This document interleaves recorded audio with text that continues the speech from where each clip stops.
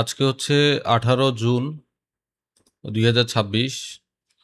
আজকে আমরা দেখব আজকে কি কি নিউজ। আজকে 18 তারিখ শুরু যখন হয়েছে গত রাত 12টাতে, তখন অনেক গুরুত্বপূর্ণ কিছু নিউজ ছিল, খুবই গুরুত্বপূর্ণ নিউজ ছিল। এরপরে ইউএসডির আর তেমন কোনো নিউজ নাই, অন্যান্য কারেন্সির নিউজ আছে, কিন্তু আমাদের প্রয়োজন হলো ইউএসডি নিউজ। গত রাত 12টার দিকেই শুধু গুরুত্বপূর্ণ নিউজ ছিল। ইউএসডি নিউজ আজকে সন্ধ্যা 6:30টায় আছে। এতটা না, হাই ইম্প্যাক্ট না, মিডিয়াম ইম্প্যাক্ট নিউজ আছে দুইটা। এটা হলো আজকে সন্ধ্যা 6:30টায়।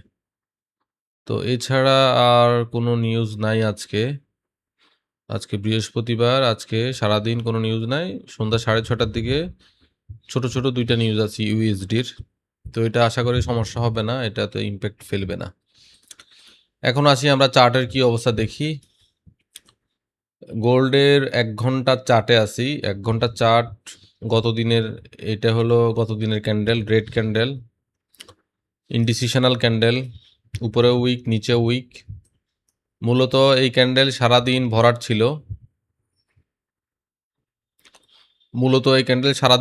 ছিল। ভরাট থাকার পরে নিউজের ফলে এই উপর উইকটা তৈরি হয়েছে। নিউজের কারণেই এইটা ফল আসছে। ফল আসার পরে একদম এইটুক পর্যন্ত ফল হয়েছে। ফল হওয়ার পরে আস্তে আস্তে রিকভার করতে করতে করতে এখানে গিয়ে ক্লোজ দিছে।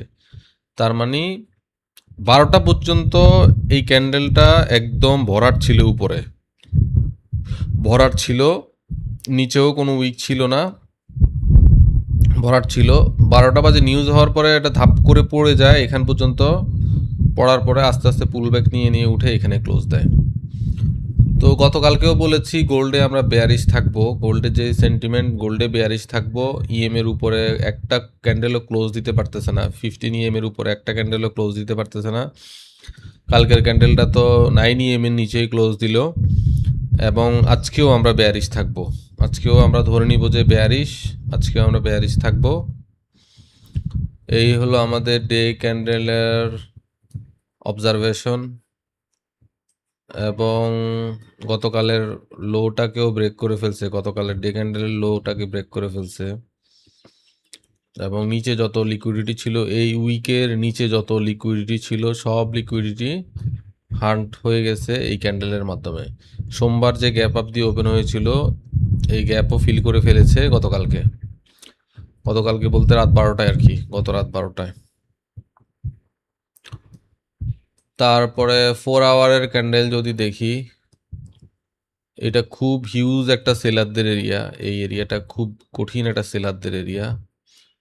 এই এরিয়া থেকেই মূলত সেলটা আসছে। এই এরিয়া থেকে এখানেও সেল আসছে। তারপরে এই বুলিশ হওয়ার পরে এখানে সাস্টেন করতে পারে না, এখানে আবার সেল আসা শুরু হচ্ছে। সো এটা একটা খুব গুরুত্বপূর্ণ সেলিং এরিয়া, যেটা থেকে রিজেকশন পেয়ে গোল্ড গত রাতে পড়লো। ইএমএ ক্রস হয়ে গেছে, ইএমএ ফ্ল্যাট হয়ে গেছে। এখন যে কোনো টাইমে হয়তো বেয়ারিশ ট্রেন্ড শুরু হইতে পারে। আমরা হয়তো এটার নিচে নতুন লো দেখতে পারি আস্তে আস্তে নেক্সট উইকে। হয়তো এই সপ্তাহে হয়তো সম্ভব হবে না, নেক্সট উইকে।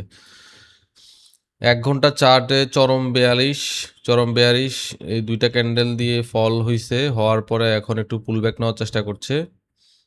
পুলব্যাকের পরে আবার এখানে রিজেকশন পেয়ে এখন হয়তো একটু ফল হবে। 1 ঘন্টাতেও আমরা বেয়ারিশ থাকবো আজকে। 30 মিনিটেও সেম অবস্থা। আর হচ্ছে 15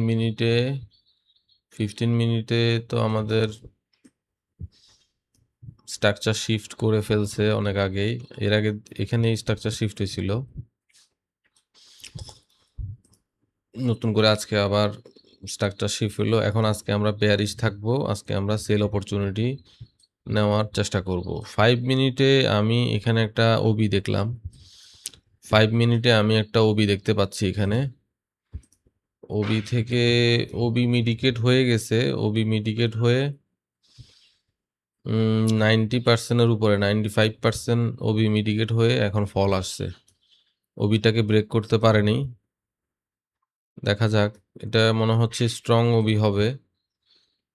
স্ট্রং ওবি কেন বলছি? কারণ নিউ ইয়র্কে নিউজের সময় নিউ ইয়র্ক সেশনে নিউজের পরে এই ওবিটা তৈরি হয়েছে। তার মানে এখানে হিউজ পরিমাণ পেন্ডিং অর্ডার থাকার কথা। তো আজকে আমরা মোটামুটি সেল পজিশনেই থাকবো, সেল নেওয়ার চেষ্টা করব।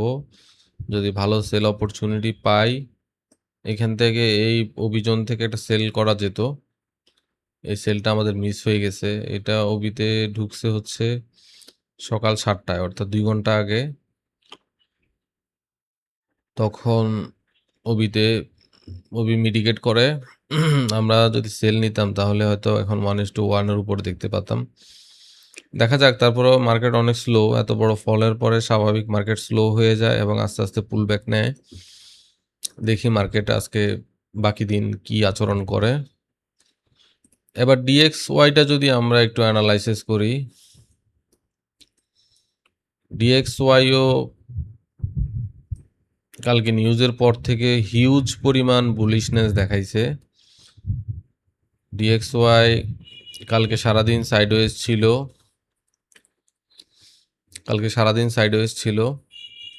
আমরা যদি ডে ক্যান্ডেল দেখি, ডে ক্যান্ডেলে সে দীর্ঘদিনের একটা রেজিস্ট্যান্সকে ব্রেক করতে পারতেছে না।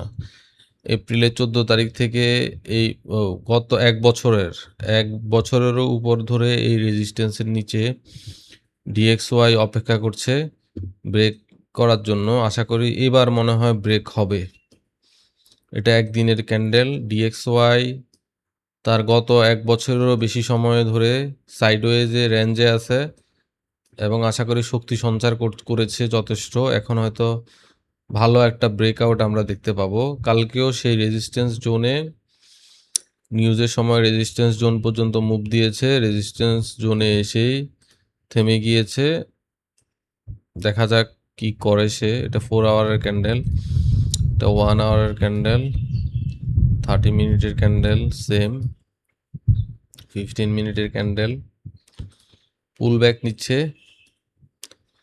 বুলিশ মুভের পরে, হিউজ বুলিশ মুভের পরে এখন পুল ব্যাক নিচ্ছে। পুল ব্যাক নেওয়ার পরে দেখি আমরা ক্লোজ দিতে পারে কিনা। দীর্ঘ 1 বছর ধরে চেষ্টা করছে। জুলাই মাসে চেষ্টা করেছে, ফেব্রুয়ারির পারেনি, নভেম্বরে চেষ্টা করেছে পারেনি, নভেম্বরের শেষ দিকে আবার চেষ্টা করেছে পারেনি, এই বছরের মার্চের দিকে চেষ্টা করেছে পারেনি, এই বছরের মার্চের শেষের দিকে আবার চেষ্টা করেছে পারেনি, আর গতকালকে আবার ট্যাপ করেছে রেজিস্ট্যান্স জোন। দেখা যাক ব্রেক করতে পারে কিনা। যদি ব্রেক করে তাহলে কিন্তু গোল্ড অনেক বেয়ারিশ হবে। গোল্ডে আমরা এখন যে বেয়ারিশ দেখতে পাচ্ছি আরও বেয়ারিশ হওয়ার কথা। গোল্ড কিন্তু আমরা আরও বেয়ারিশ আশা করি, 4000-এর কাছাকাছি আমরা আশা করি।